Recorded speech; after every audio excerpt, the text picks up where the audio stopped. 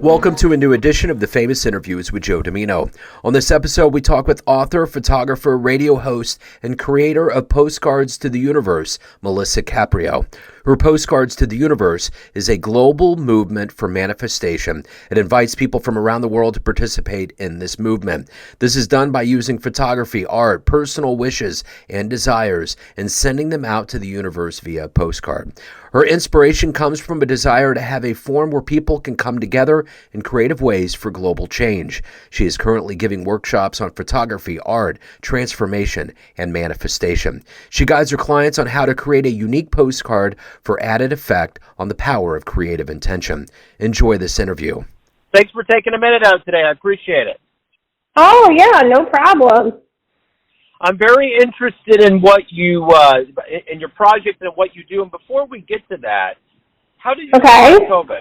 You know, as a creative person, as someone that obviously is connected with the world, how did you do and how did that process, that life of 2 years there change you?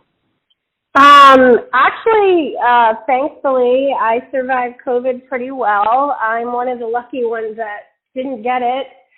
You know, knock on wood as of yet. I work from home anyway, so I didn't change necessarily that personally for me in that sense because I work from my home. And the only people that I was seeing was my extended family, like my parents, and because they only live a few minutes away, and my sisters and the kids. So we all fared pretty well considering. I had to change a little bit, you know, with the whole creativity. You know, I used to do workshops and stuff, and I stopped doing those. And you know, I worked on my second book, so it gave me the time to work on my second book. So I wrote that. The first draft is done. I haven't gone through the edits yet. And I changed a little with my photography, with the postcards, the way I photograph them, which is really kind of expanded. So for me personally, it was okay, actually. I know for many people it wasn't. Yeah. Yeah. Well, you know, there's a lot of things that you mentioned just right there, and even when I look on paper, you're an author, photographer, radio host, creator of Postcards to the Universe. But let's do this. Let's simplify this a little bit. Mm-hmm. You're in front of a bunch of kids at a grade school for career day, third graders, and one of the kids looks up at you and says, "What do you do for a living?" And how would you qualify? Yes. I would say that I'm a creative person, so I work with my creativity. And then they would say, "Well, what does that mean?" And I would say, "Well, it means I take photos, I photograph, I have a radio show, I write a book, so anything that taps into my creativity is what I do for a living." That would be the short answer. Yeah, and that's fine. That's third grade proof right there. So yeah. Let's go back in your life here and go to the beginnings, because obviously if you're creating this much, there's been some seeds planted in you.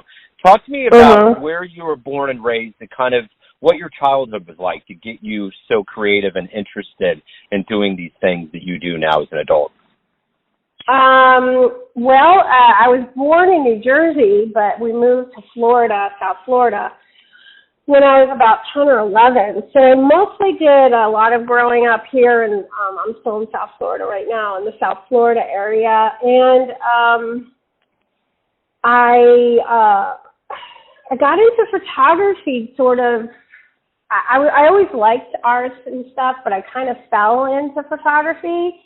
And when I did, I just sort of fell in love with it. You know, it became like a love. And that's sort of what sparked the whole creativity journey. I was going to go to school to be a marine biologist because I always loved marine biology as a kid, but that didn't pan out for numerous reasons. And when photography hit, I got really super lucky because I talk about this in the book, because I talk a lot about the law of attraction, that actually through photography I got to work with dolphins for 7 years. And that's really what I loved about marine biology, was the dolphins. So it kind of came around full circle, but in a completely different way. So it worked out really well for me.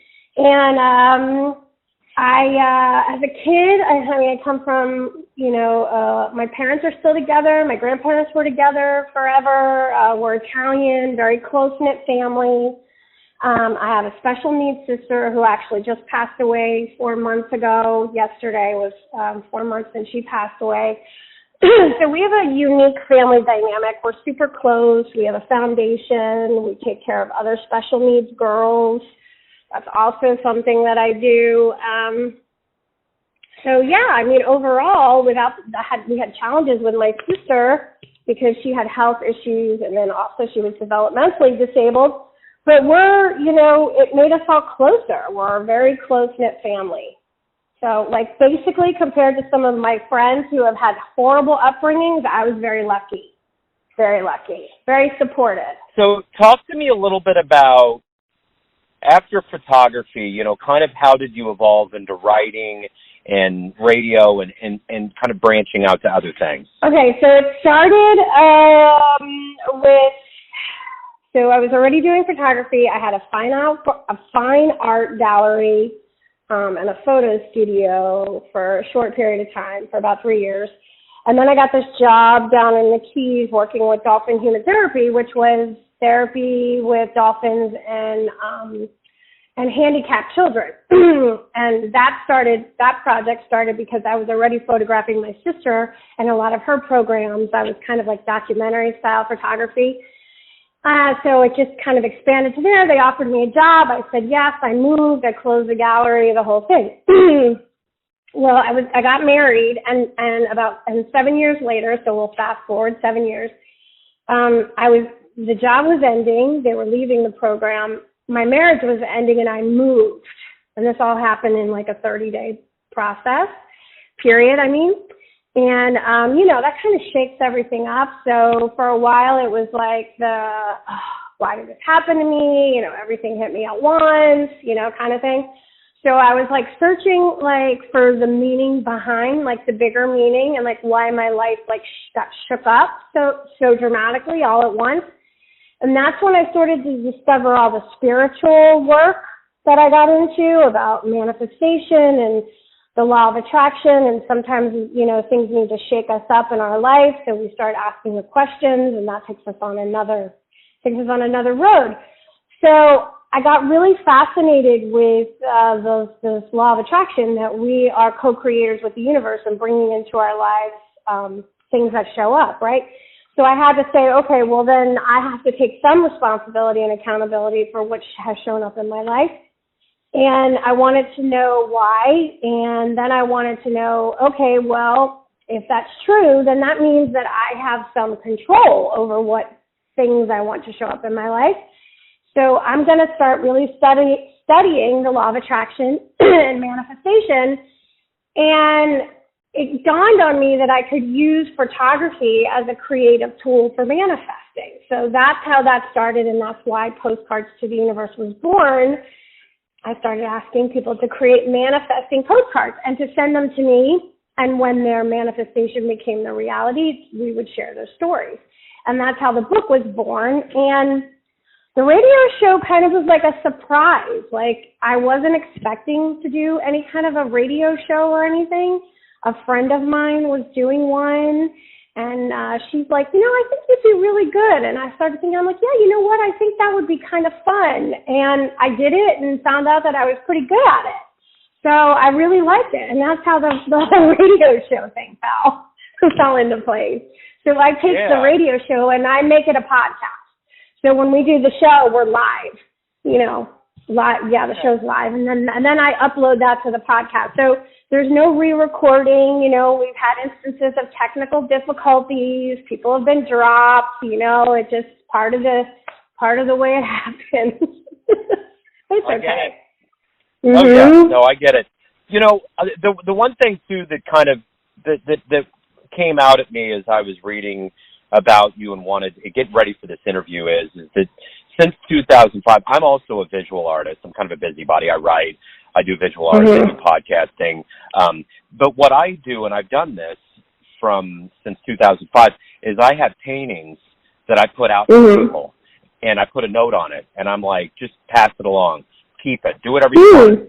it kind of adds an adventure to things. And I've been doing that, and people will send like I just Saturday got a card from somebody that took it to London. Someone went to Scotland this summer.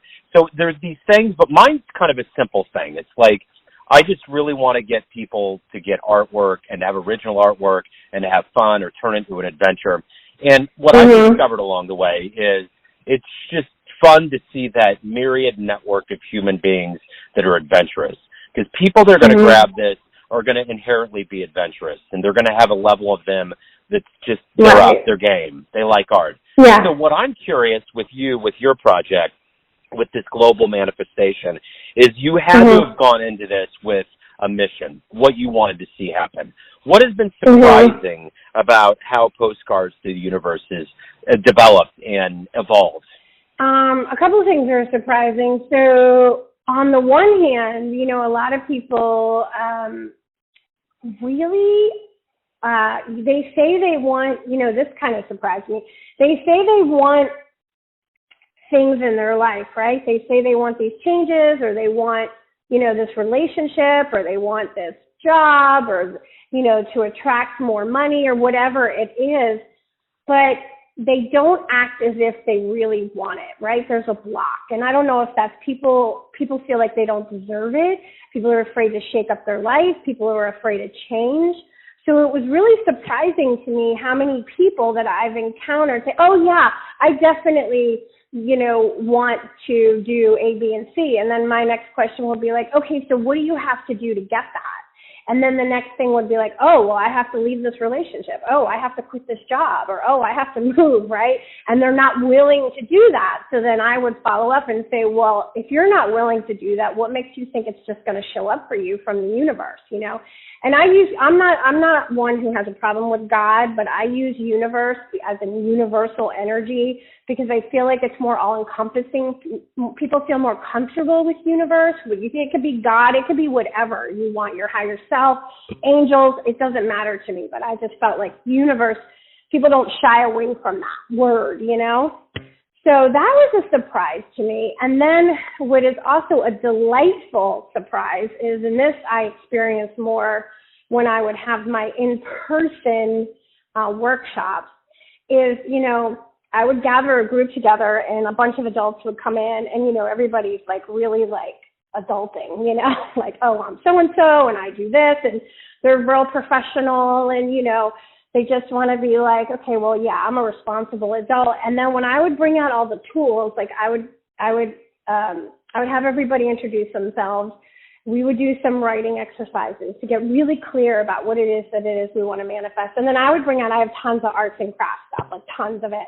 And I would bring out all my stuff, and I would watch, and this was part of it, which I just love. I would watch people transform into their childlike self. And that was really cool because that's the energy that we want, because it's really the energy. Like we vibrate at a certain level, so it's our energy and what we attract things to ourselves. It's not necessarily what we want or what we think about. It's, like how we're vibrating on this universe about other things that will match us. So when kids are such powerful manifestors, they don't even realize it because they don't think of all the reasons why they can't have something that they want, right? They're like, I want it, and they get excited about it. So that's the energy that we want to tap into. So that was a really cool, delightful surprise to watch people actually, transform themselves into that childlike energy when they're like all into their postcards, and they would get all into it, because they're imagining what they're creating being their reality. So they get excited about it. So that was something that was really cool. And I haven't gotten back into doing the live workshops yet. I'm still, I'm working on the book right now, so it's taking up a lot of my time. But eventually I want to start doing the live workshops again because they were a lot of fun. So, we're only as good sometimes as those that we look up to. Who are role models, or who's the hero for you in your life? Well, who really got me started on this journey, who I go back to and I read a lot is, who both actually passed away, was Louise Hay and Hay House and Wayne Dyer. I used to listen to them religiously, and They were two. And who I listen to now a lot is, I love Carolyn Mace. I listen to her a lot. So I would say she's somebody that I really look up to. Marianne Williamson. A lot of these thought-provoking individuals who are really doing the inner work and are really like helping us, you know, kind of grow as a spiritual person, you know. So I would say those four really have been a big, big influence. I listen to Abraham Hicks a lot, you know, because they talk about the law of attraction all the time. So that's something that's fascinating to me. And yeah, I would say that. So and Oprah. Oprah's a big one because she came from such, oh my God, and what she created for herself. I would say I really look up to her. So you may have just answered my next question, but it is this. If you could meet anybody alive on the planet right now and talk to them, who would it be? Can I pick two? Oh, yeah. Are you kidding? Oprah and J.K. Rowling. Because Harry Potter is my favorite story ever. I think it's so unbelievable. It's so much deeper than people realize. Oh, yeah. The layers of that story, yeah. Yeah, for sure. I'd say those two. So, you know, let's do something here. Let's imagine tonight you have a dream and you run into your younger version, your 20-year-old version of yourself, and you could give that version a piece of advice based on the wisdom you've gained over all these years. What would you tell your younger version? I would tell my younger version to trust my intuition. I've always gotten strong hits with my intuition, and especially when I was younger. Now I don't do it, but when I was younger, I would ignore it. You know, I would give situations, people the benefit of the doubt, and not trust my gut, you know, because you don't want to hurt somebody else's feelings, or, you know, like you want to fit in, you want to do all those things, and that has gotten me into some trouble. So I would say when your gut tells you something, pay attention. It knows what it's talking about. So totally. So what are you the proudest of that you've done in your life? When you think and you really kind of prone into what you've done in your life, what is it that you're proudest of? I am proudest of being, truthfully, I'm really proud of being the creative, intelligent person that I am. I really am, because it's taken a lot of inner work to get to where I am, the way I feel about myself, my self-confidence. And I don't mean self-confidence in a way of like going out and showing the world, because I don't have to show anybody anything. It's how I feel when I am with myself, you know, how I feel in my own skin, you know, and it's been like a lot of painful situations, a lot of agony, a lot of trauma to get to this point. So I'm really proud of where I am at inside myself. Does that make sense? Yeah, it totally does. Yeah. What's been the best fan letter, response, or feedback you've ever gotten from somebody that still blows you away to this day? Well, truthfully, it's the story, because what happens is like, I mean, in the first book, you know, there's 30 stories of people's postcard, and then when their story came through, their story became reality, is my favorite thing, and I always get goosebumps when I get it, is somebody will, you know, because a lot of people will create these postcards, and they're like, oh yeah, that's a lot of fun, and oh, isn't that nice, and wow, that would be nice, can you imagine, you know, kind of thing.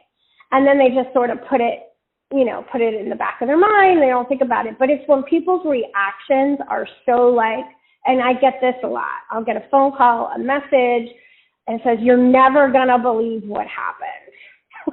I almost need to do a book one day that says, you're never going to believe what happened, because everybody says that, or you're never going to believe this. And then they go into telling me the story about everything, you know, that they imagined and put on their manifesting postcard is now in their reality. And it doesn't matter how it's happened with people in relationships.